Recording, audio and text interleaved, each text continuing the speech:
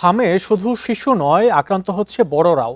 রাজধানীর ডিএনসিসি হাসপাতালের তথ্য মতে চিকিৎসাধীন রোগীর 16% বয়স 15 বছরের বেশি আর 6% বয়স 30 বছরের উপরে।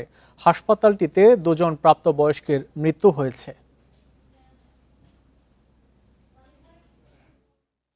রাজধানীর মহাখালী ডিএনসিসি হাসপাতালের 4র্থ তলার হাম ওয়ার্ড। 43 নম্বর বেডে ভর্তি শরীয়তপুরের ইব্রাহিম মল্লিকের বয়স 32 বছর। পাশের 44 নম্বর বেডে চিকিৎসাধীন মতিঝিলের কেয়া বিশ্বাস ও 48 নম্বর বেডের কামরাঙ্গীচরের আব্দুল মালেকের বয়সও 30-এর বেশি। তীব্র মাথা ব্যথা, মুখে ঘা সহ নানা জটিলতায় ভুগছেন এসব রোগীরা। মাথা ব্যথাটাই প্রচুর, মাথা ব্যথা, জ্বর আর হচ্ছে আপনার এই যে শরীরে দুর্বলতা। না খেতে পারে না। আর এই হামরোগ আছে আর গলার ভিতরে ঘা হয়েছে আর লগিয়া জ্বর আছে। খেতে পারে না, মুখে রুচি নাই, তারপরে মুখে ঘা আছে। চিকিৎসকরা বলছেন ডিএনসিসি হাসপাতালে গত 17 মার্চ থেকে 2 জুন পর্যন্ত চিকিৎসা নিয়েছে 6,682 জন। এদের মধ্যে 30 বছরের বেশি বয়সী রোগী 387 জন আর 15 বছরের উপরে রোগীর সংখ্যা 679 জন।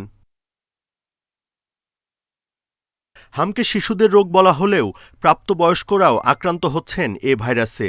হামে আক্রান্ত হলে রোগ প্রতিরোধ ক্ষমতা কমে যায় উল্লেখযোগ্যভাবে।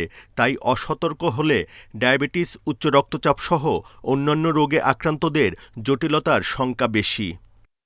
যে 2 জন মারা গেছেন তাদের 2 জনের মধ্যে একজন আমাদের এনকেফেলাইটিস আক্রান্ত হয়েছিল আর একজন আমাদের নিউমোনিয়া, সিভিয়ার নিউমোনিয়াতে আক্রান্ত হয়ে এসেছিল। যদি কোনো বাচ্চা হামে আক্রান্ত হয়ে থাকে তো যে ভালনারেবল যে গ্রুপগুলো আছে, দাদা দাদি, নানা নানি, বয়স্ক যারা আছেন, প্রেগনেন্ট যারা আছেন, বা যারা নাকি কোনো ক্যান্সার আক্রান্ত কেউ যদি থাকেন, বা যাদের নাকি রোগ প্রতিরোধ ক্ষমতা এমনিতেই কোনো একটা অন্য কোনো কারণে দুর্বল হয়ে আছে, তো তাদেরকে আমরা অবশ্যই তাদের থেকে আলাদা রাখতে বলবো। স্বাস্থ্য অধিদপ্তরের তথ্যমতে গত 15 মার্চ থেকে হামে আক্রান্ত হয়ে সারা দেশে 600-এর বেশি মৃত্যু হয়েছে, যাদের বেশিরভাগই শিশু। Buddhadeb Kundu, independent news, Dhaka.